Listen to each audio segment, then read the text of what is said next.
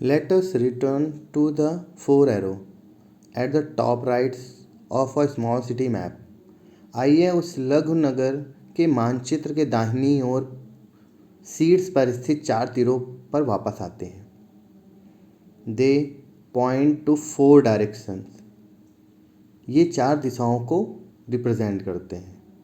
While our north at the top and moving clockwise east, south and west.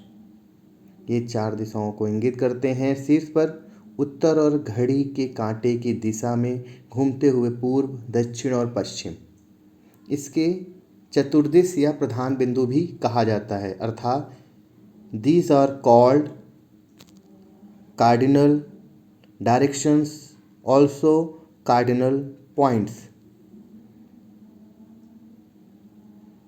Other than these, intermediate directions are also used. इसके अतिरिक्त मध्यवर्ती दिशाएं अर्थात north east उत्तर पूर्व, south east अर्थात दक्षिण पूर्व, साउथ वेस्ट अर्थात दक्षिण पश्चिम एंड नॉर्थ वेस्ट अर्थात उत्तर पश्चिम का भी उपयोग किया जाता है. Most maps simply have an arrow marked with the letter N which points to the north direction. अधिकतर मानचित्र में उत्तर अक्षर से अंकित एक तीर होता है जो दिशा को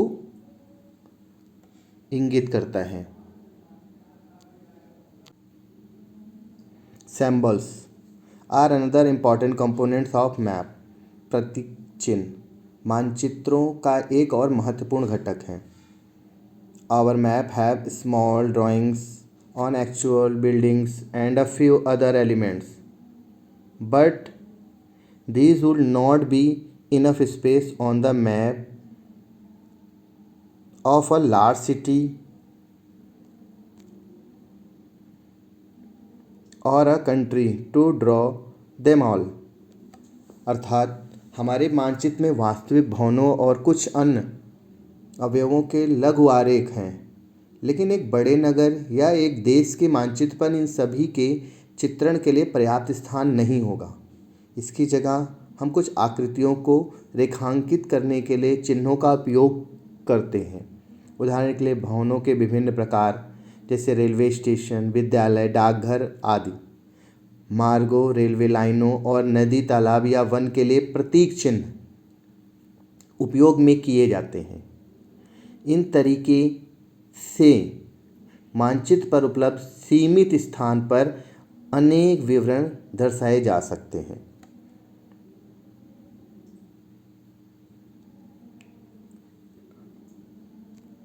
To make maps more easily understood by a variety of user, map marks use specific symbols. विभिन्न उपयोगकर्ता मानचित्र को अधिक सरलता से समझें, इसके लिए मानचित्र निर्माता विशिष्ट प्रतीक चिन्हों का उपयोग करते हैं. विभिन्न देश प्रतीक चिन्हों के लिए अलग अलग समुच्चय का उपयोग करते हैं. सरकारी निकाय भारतीय सर्वेक्षण विभाग ने अर्थात भारत ने मानचित्रों के लिए प्रतीक चिन्हों का एक संकलन निर्धारित किया है. इसमें से कुछ चयनित चिन्हों को पृष्ठ संख्या 11 के चित्र 1.2 में दर्शाया गया है, जैसा कि आप यहाँ पर देख सकते हैं. रेलवे लाइन में ब्रॉड गेज, मीटर गेज और रेलवे स्टेशन को विभिन्न प्रतीक चिन्हों द्वारा दर्शाया गया है.